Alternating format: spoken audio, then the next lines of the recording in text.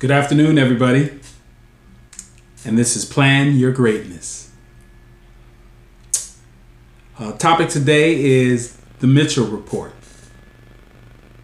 It's talking specifically about what is your what. All right, let's do a little housekeeping. I'm not sure if I mentioned on the other video, but I did a weigh-in today, and it's 265. So I'm holding steady, but we're going to be getting that number down over time, and we'll do some videos with that. But also just letting you know, there is a website.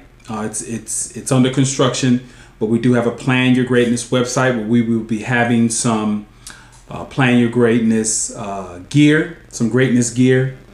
And you'll also soon be able to access like the audio portion of this, maybe some chapters. We'll have that stuff on iTunes, on Twitter, Instagram, Facebook, Audible, SoundCloud, Google, Amazon eBooks, of course, YouTube, Tumblr, and other eBooks. All right, so with all that aside, let's get to what we're talking about here today, and that is the Mitchell Report.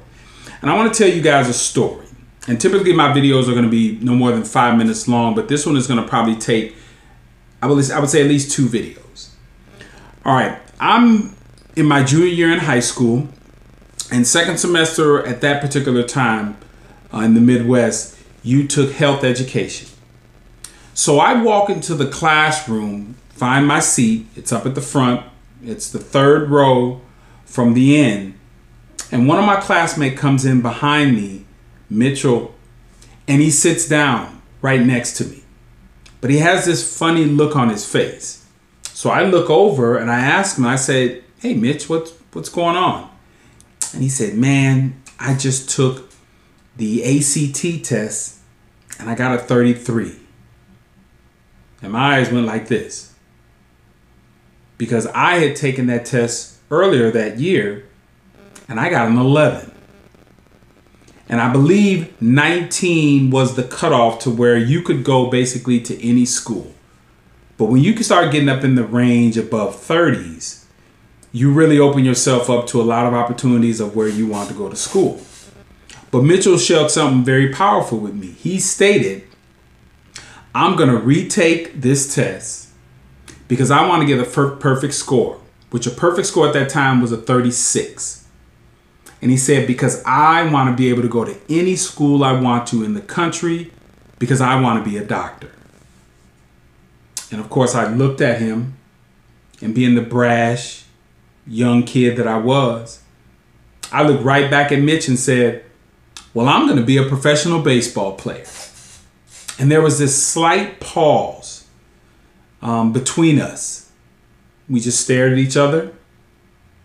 And then we turned as the instructor started the class.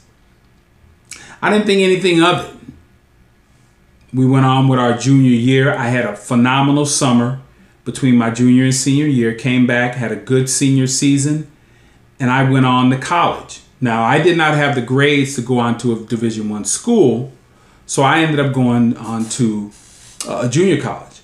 But Mitchell was one of our valedictorians. He actually was one of the presenters at the graduation, gave kind of the commencement speech along with the president, vice president, and then we went on our ways. I absolutely had no idea where Mitchell went off to school.